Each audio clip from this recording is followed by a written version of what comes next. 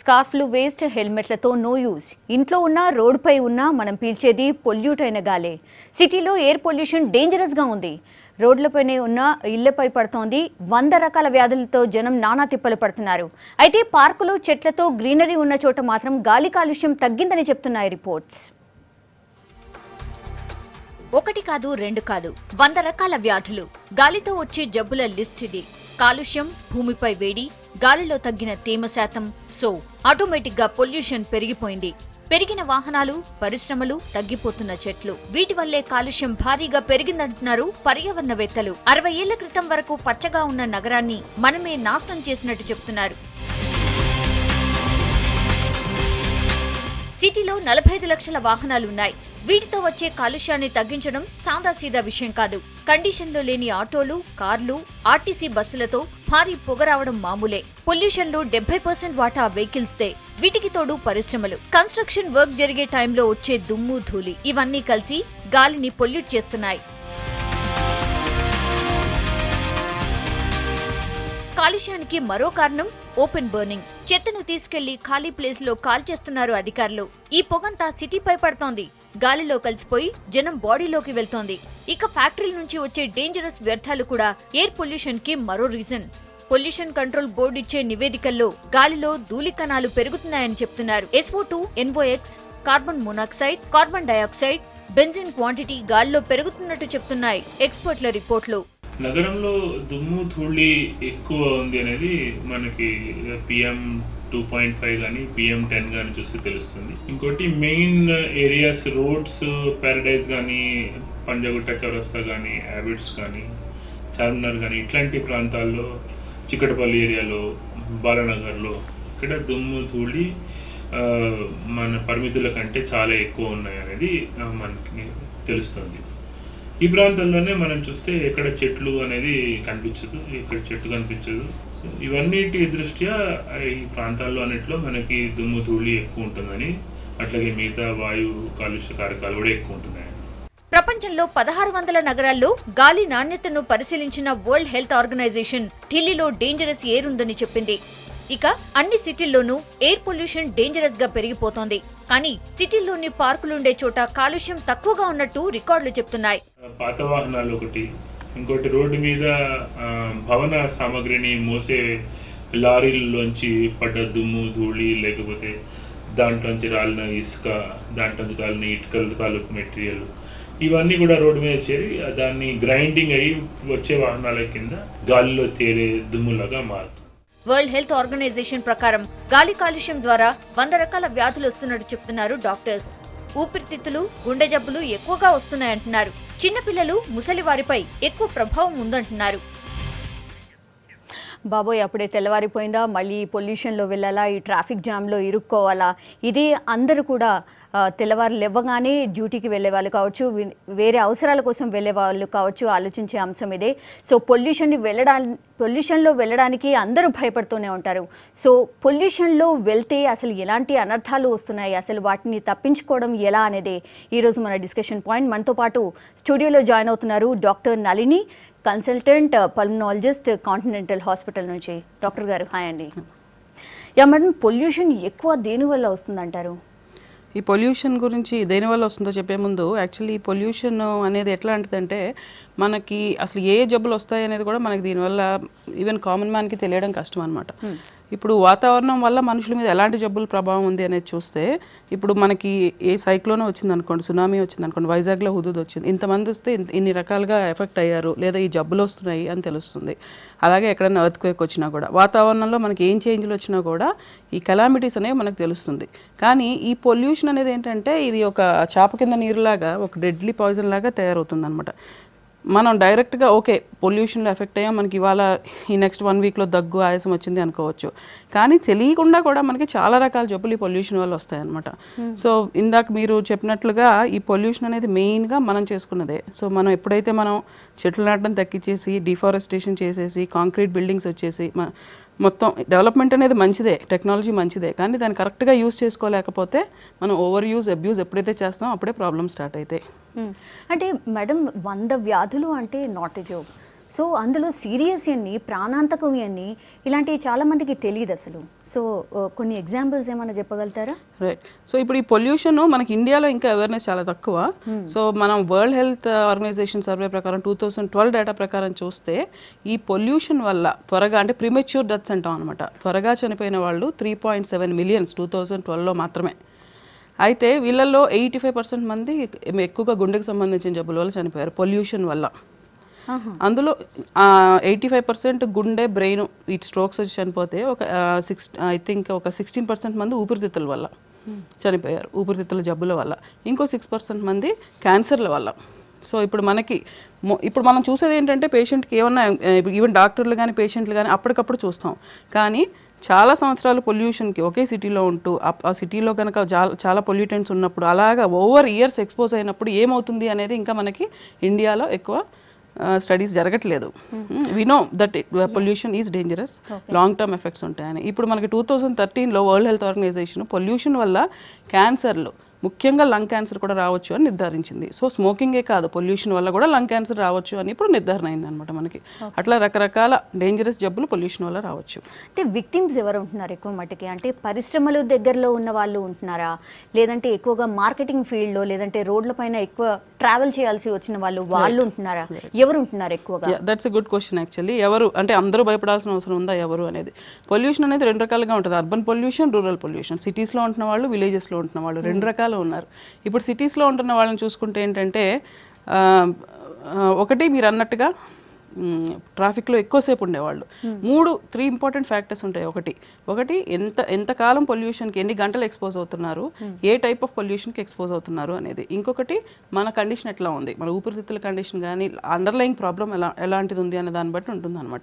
So ఇప్పుడు పేషెంట్లు already heart problem కానీ లంగ్ ప్రాబ్లం కానీ ఉంటే వాళ్ళు దే ఆర్ మోర్ ప్రీడిస్పోజ్డ్ కొంచెం పొల్యూషన్కి కూడా, వాళ్ళ కండిషన్ దిగజారవచ్చు. అలాగే ప్రెగ్నెంట్, పర్టికులర్లీ పిల్లలు 14 years కన్నా తక్కువ ఉన్న పిల్లలు పొల్యూషన్కి ఎక్స్పోజ్ అయినప్పుడు వాళ్ళ లంగ్స్ ఇంకా డెవలప్ అవుతూ ఉంటాయి కాబట్టి వాళ్ళకి ఇంకా తొందరగా ప్రాబ్లమ్స్ వచ్చే అవకాశం ఉంటుంది. అలాగే ఎక్కువగా మీరు అన్నట్లు ఈ సిటీస్లో ఎక్కడైతే ఈ పిఎం అంటాం అన్నమాట, పార్టికులేట్ మ్యాటర్ 2.5, అది డీప్గా ఊపిరితిత్తుల్లోకి వెళ్ళిపోతుంది ఈ పార్టికల్స్. సో అది మనకి ఊపిరితిత్తుల్లో కూడా కాకుండా బ్లడ్లో కూడా వెళ్ళి క్యాన్సర్ అయ్యి వచ్చే అవకాశం లాంగ్ టర్మ్ ఎక్స్పోజర్లో ఉంటుందన్నమాట. సో ఎవరైతే వీళ్ళు ఎక్కువగా ఇట్లాంటి పొల్యూటెడ్ సిటీస్లో ఉంటారో వాళ్ళకి వచ్చే అవకాశం ఉంటుంది. ఇవన్నీ మనం చెప్తాం అర్బన్ ఏరియాస్లో. రూరల్ ఏరియాస్కి వచ్చేటప్పటికి బయోమాస్ ఫ్యూయల్ స్మోక్ అంటాం, అంటే కట్టెల మీద, కిరోసిన్ మీద, పిడకల మీద, బొగ్గుల మీద, వీటన్ని మీద ఉండేవాళ్ళు. వాళ్ళకి వెంటిలేషన్ కూడా సరిగా ఉండదు. అంటే పాతకాలం మనుషులందరూ కూడా వాటిపై తెలియదు, అప్పుడు వచ్చే ప్రాబ్లమ్స్ మనకు తెలియదు. ఇప్పుడు దాని సర్వేలో దేర్ లాట్ ఆఫ్ రీసెర్చ్ అవుతుంది అనమాట ఇప్పుడు ఇండియాలో. బయోమాస్ ఫ్యూయల్ స్మోకింగ్ లాంటిదే, అంతకన్నా భయంకరమైనదే. సో సరిగ్గా వెంటిలేషన్ రూమ్లో లేడీస్ కూర్చొని అలా వంట వండుకుంటూ ఆ స్మోక్ ఎక్స్పోజ్ అయితే కూడా మనకి రకరకాల జబ్బులు వస్తాయి. సో రెండు రకాలుగానే చూసుకోవాలి మనం, రూరల్, అర్బన్. ఎందుకంటే మనది developing country, it is a mix of both populations. So ఈ రకంగా రెండు కూడా కంట్రిబ్యూట్ చేస్తాయి. ప్రికాషన్స్ ఏమైనా డెఫినెట్లీ ఉండే ఉంటాయి కదా. సో ప్రికాషన్స్ ఏం తీసుకోవాలంటారు మీరు చెప్పిన విక్టిమ్స్ అందరు కూడా? సో ఇప్పుడు ఒక ప్రికాషన్స్ అంటే ఇండివిజువల్ లెవెల్లో కొంతవరకు తీసుకోవచ్చు, but international, national, particularly national లెవెల్లో మన సిటీ లెవెల్లో పాలసీస్ మారితే కానీ పూర్తిగా పొల్యూషన్ అనేది కంట్రోల్ అవ్వదు. నేను ఒక మాస్క్ పెట్టేసుకుంటాను, ఐఎమ్ ఫ్రీ ఆఫ్ పొల్యూషన్ అంటే అది అయ్యే పరిస్థితి కాదు. ఇప్పుడు అందరూ అదే అనుకుంటున్నారు. అది ఏంటంటే ఆ కొంతసేపు మనం హై రిస్క్ ఏరియాలోకి వెళ్తున్నప్పుడు ఆ కొంతసేపు ఇఫ్ వీఆర్ అట్ రిస్క్ మనం కొంచెంసేపు పెట్టుకుంటే ఎస్ డెఫినెట్గా ఫిల్టర్ అవుతుంది. ఎంతసేపు మాస్క్ పెట్టుకుని బతుకుతాం మన చుట్టూ ఉన్న ఎయిర్ పొల్యూటెడ్గా ఉన్నప్పుడు? సో ఇదేంటంటే గ్రాస్ రూట్ లెవెల్ నుంచి రావాలి. సో ఇప్పుడు మనం చూస్తే పార్టికులేట్ మ్యాటర్ అంటే పొల్యూటెంట్స్ ఎంత హైగా ఉన్నాయనేది డెఫినెట్గా హైదరాబాద్లో పొల్యూషన్ బాగా పెరుగుతుంది. బట్ బెంగళూరుతో, ఢిల్లీతో కంపేర్ చేసుకుంటే వేర్ ఎట్ బెటర్ లెవెల్. కానీ మనం ఇప్పుడు కేర్ఫుల్గా ఉండకపోతే ఎందుకంటారు what is the difference? Because that is the reason why Hyderabad has been selected as the best city to live in. ఎందుకు? Because it's a mix of old and new cultures. Completely metro అయిపోలేదు, completely ఇంకా vehicles కానీ population కానీ as compare to Bengaluru and Delhi ఇంకా బెటర్గా ఉన్నాయి మన situations. So ఇదే ట్రెండ్లో మనం వెళ్తే కనుక we'll also be one of the top polluted cities. కానీ వెహికల్స్ పొల్యూషన్ చూస్తే కనుక 70% ఉంది. అంటే విక్టిమ్స్ అందరు కూడా వెహికల్స్ ఎక్కువ డ్రైవ్ చేసే వాళ్ళు కావచ్చు, రోడ్ పైన జర్నీ చేసే వాళ్ళు కావచ్చు, లేదంటే వెహికల్స్ నుంచి వచ్చే పొగ పీల్చుకోవడం వల్ల కావచ్చు, వాళ్ళే ఎక్కువగా విక్టిమ్స్ ఉంటున్నారు. సో వెహికల్స్కి సంబంధించి పర్టికులర్గా అంటే మన ప్రభుత్వం ఎలాంటి చర్యలు తీసుకుంటే బాగుంటుంది? అంటే రెస్ట్రిక్ట్ చేయడమా, 15 years తర్వాత వెహికల్ వాడకుండా ఉండడమా, ఇలాంటివి చేస్తే ఏమైనా తగ్గొచ్చా?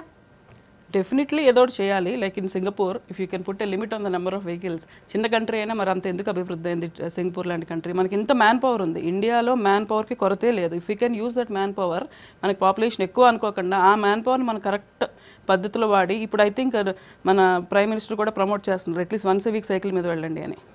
ఇలాంటి ఏదో ఒకటి చేసుకుంటూ ఇది అనేది maybe I will not be able to list out the what will be the best way to reduce. There are multiple ways. అన్నీ కనుక మనం చేసి ఏదో ఒక రకంగా think of a green world అనుకుంటే కనుక డెఫినెట్లీ ఇది వీలవుతుంది. First thing is to think about it at each and every person, including city level, state level, national level, international level. ఆ రకంగా ఆలోచన వస్తే తప్పితే ఒకరితో అయ్యే పని కాదు ఇది. అంటే జనరలీ ఎలాంటి రోగాలు వస్తాయి అంటారు? ఇలా విషవాయువులు పీల్చుకోవడం వల్ల ఎలాంటి రోగాలు వస్తాయి జనరలీ? యూజువల్గా ఏంటంటే most important being a pulmonologist మేము డే ఇన్ డే అవుట్ చూసేది ఊపిరితిత్తుల ప్రాబ్లమ్స్. ఇవి షార్ట్ టర్మ్ ప్రాబ్లమ్స్ ఉంటాయి, లాంగ్ టర్మ్ ప్రాబ్లమ్స్ ఉంటాయి. ఆస్తమా ఉన్నవాళ్ళు పర్టికులర్లీ ఒకరోజు పొల్యూషన్లో వెళ్ళి వచ్చారు అంటే వాళ్ళకి ఆస్తమా అటాక్ వస్తుంది. సో వాళ్ళు అంటే ఎలాంటి సిమ్టమ్స్ ఉంటాయి? షార్ట్ టర్మ్ వాళ్ళకి కావచ్చు, లాంగ్ టర్మ్ వాళ్ళకి. సో యూజువల్గా ఈవెన్ హెల్దీ పీపుల్ కూడా ఒక పొల్యూటెడ్ అట్మాస్ఫియర్లోకి వెళ్ళినప్పుడు తలనొప్పి, ఈజీగా అలసిపోయినట్టు అనిపించడము, కళ్ళు ఇరిటేషను, గొంతు నొప్పి, డ్రై థ్రోట్ ఇట్లాంటివి రావచ్చు. కానీ ఆల్రెడీ ప్రాబ్లమ్స్ ఉన్న వాళ్ళకి, ఆల్రెడీ ఏ ఆస్మానో బ్రాంకైటిస్ లోపల ఆల్రెడీ ఉన్న వాళ్ళకి ఆయాసము, దగ్గు, వీజింగ్, చెస్ట్ టైట్నెస్, ఇంకా ఎమర్జెన్సీ సిచ్యువేషన్లో హాస్పిటల్కి రావడం, పూర్తిగా సివియర్ ఆస్మా అటాక్ వస్తాయి, ఇట్లాంటివన్నీ వస్తాయి అనమాట. లాంగ్ టర్మ్ ఎఫెక్ట్స్కి వచ్చేటప్పటికి ఇంతకుముందు ఆస్మా లేని వాళ్ళకి కూడా ఆస్మా డెవలప్ అయ్యే అవకాశం ఉంటుంది. అలాగే సిఓపిడి అంటాం, స్మోకింగ్ రిలేటెడ్ లంగ్ డిసీజ్, మామూలుగా సిగరెట్ స్మోక్తో వచ్చేది. అలాంటి జబ్బు కూడా అట్మాస్ఫియరిక్ పొల్యూషన్ వల్ల రావచ్చు. నేను చెప్పినట్టుగా heart diseases. And now recently it has been proven that మనకి పొల్యూషన్ వల్ల లంగ్ క్యాన్సర్ కూడా, ఇంకా కొన్ని రకాల క్యాన్సర్లు కూడా అసోసియేషన్ ఉంది. బట్ పర్టికులర్లీ లంగ్ క్యాన్సర్ కూడా వచ్చే అవకాశం ఉంటుంది. అవి ప్రాణాంతంగా కూడా అవ్వచ్చా? నేను చెప్పినట్టుగా 3.7 మిలియన్ 2012లో కేవలం అట్మాస్ఫియరిక్ పొల్యూషన్ వల్ల చనిపోయారు. So we don't have data from India. మనకి ఇక్కడ లేదు, అంత రోబస్ట్ డేటా లేవు. సో డెఫినెట్గా ఇది నేను చెప్పినట్టు మనకి ఆబ్వియస్గా కనిపించదు, కానీ స్లో పాయిజన్ లాగా ఇది లాంగ్ టర్మ్ ఎఫెక్ట్స్ అనేవి మనకి సడన్గా ఏదో అవుతుంది, జబ్బులు వచ్చాయి అనుకుంటాం. But it is related to atmospheric pollution అనేది మనం ప్రూవ్ చేయలేకపోతున్నాం. కానీ it is all related to one important cause. మనం పొల్యూషన్ అడ్రస్ చేస్తే కనుక డెత్ రేట్ అనేది క్రానిక్ డిసీజెస్తో కూడా డెఫినెట్గా తగ్గించవచ్చు. ఎక్కువ మటుకి పేషెంట్స్ ఎలాంటి సిమ్టమ్స్తో వస్తూ ఉంటారు? వాళ్ళకి ఎలా, అంటే ఈ వ్యాధి ఉంది అనేసి ఎలా జడ్జ్ చేస్తారు మీరు? ఇట్ ఈస్ వెరీ డిఫికల్ట్ దీనివల్లే వస్తుంది అనేది. ఇప్పుడు ఊపిరితిత్తులకు ఇన్వాల్వ్ అయితే కనుక నేను చెప్పినట్టుగా దగ్గు, ఆయాసము, ఛాతీ టైట్నెస్, అట్లా లేదా ఇన్ఫెక్షన్స్ తొందరగా రావడం, ఇమ్యూనిటీ తగ్గడం, తొందరగా ఇన్ఫెక్షన్స్ రావడం. పిల్లలు ఉన్నారనుకోండి, స్కూల్లో యాబ్సెంటీజం ఎక్కువ అవుతుంది, అంటే స్కూల్కి సెలవులు పెట్టడం, సిక్ అయిపోవడం వల్ల అలా బాడీలో రెసిస్టెన్స్ తగ్గుతుంది, ఊపిరితిత్తుల స్ట్రెంత్ తగ్గుతుంది, లంగ్ ఏజ్ తగ్గుతుంది. లైక్ అంటే ఇప్పుడు లంగ్ ఏజ్ అంటే ముసలి కాలంలో కొన్ని ఊపిరితిత్తుల ప్రాబ్లమ్స్ రావచ్చు, ఊపిరితిత్తుల శక్తి తగ్గొచ్చు, కానీ యంగ్ ఏజ్లోనే లంగ్ ఏజ్ అనేది తగ్గుతుంది అనమాట వీళ్ళకి. అలాగే క్యాన్సర్స్ రావడము, హార్ట్ ప్రాబ్లమ్స్ రావడము. ఆల్రెడీ హార్ట్ పేషెంట్ ఉన్నారనుకోండి, సడన్గా హార్ట్ ప్రాబ్లం డిటీరియరేట్ అవుతుంది ఈ ఎక్స్పోజర్ వల్ల. సో ఈ రకంగా ప్రతి ఆర్గను ఆ జబ్బులు ఉన్న వాళ్ళకి ఆ ప్రాబ్లమ్స్, ఆ సిమ్టమ్స్ అగ్రవేట్ అవుతూ ఉంటాయి. స్పెసిఫిక్గా పొల్యూషన్ వల్ల ఇదే సిమ్టమ్ అని కాదు, ఏ రకమైన ప్రాబ్లం అన్న రావచ్చు, ఉన్న ప్రాబ్లం అగ్రవేట్ అవుతుంది, ఇమ్యూనిటీ తగ్గుతుంది, ఇన్ఫెక్షన్స్ తొందరగా వస్తాయి. ఓకే, అంటే పిల్లలు తొందరగా ఎఫెక్ట్ అవుతూ ఉంటారా? ముసలి వాళ్ళ, లేడీసా, ఎవరు ఎక్కువగా ఎఫెక్ట్ అవుతూ ఉంటారంటారు?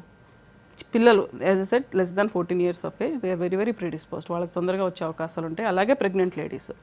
ఇప్పుడు పిల్లలు, pregnant ladies, elderly population, already జబ్బులు ఉన్నవాళ్ళు, వీళ్ళు ఎనీ జబ్బు, పొల్యూషన్ అనే కాదు, ఇదివరకు మనం స్వైన్ ఫ్లూ తీసుకున్నాం, దేనికైనా సరే వీళ్ళు ప్రిడిస్పోజ్డ్, ఎందుకంటే వీళ్ళలో ఇమ్యూనిటీ తక్కువ ఉంటుంది, తొందరగా ప్రిడిస్పోజ్ అవుతారు.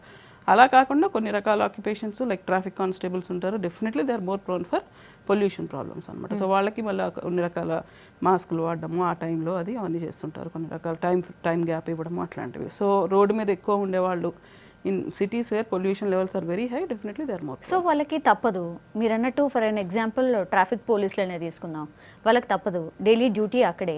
సో వాళ్ళు ఏం చేయాలంటారు? అంటే ఇప్పుడు నెంబర్ ఆఫ్ ఇయర్స్ ఎక్స్పోజర్ ఎక్కువే కొద్ది ప్రాబ్లమ్స్ ఎక్కువయ్యే అవకాశం ఉంటుంది. సో వాళ్ళకి కూడా కొన్ని రకాల పద్ధతులు పాటించవచ్చు. షిఫ్టింగ్, అదే డ్యూటీ కాకుండా కొన్ని షిఫ్ట్ డ్యూటీస్, కొన్ని సంవత్సరాలు ఇక్కడ చేసిన తర్వాత మళ్ళీ మార్చడం, రొటేట్ చేయడము అలాంటివి చేయొచ్చు, డ్యూటీలో ఫిల్టర్స్ వాడడం. డ్యూటీలో మార్పులు ఉండాలి తప్పించి అంటే వాళ్ళు ఏదైనా కేర్ తీసుకుంటే తగ్గే ఛాన్సెస్ కేర్ తీసుకుంటే తగ్గిపోతే అందరూ అసలు పొల్యూషన్ ప్రాబ్లం అనేది ఉండదు కదా మనకి సిటీలో.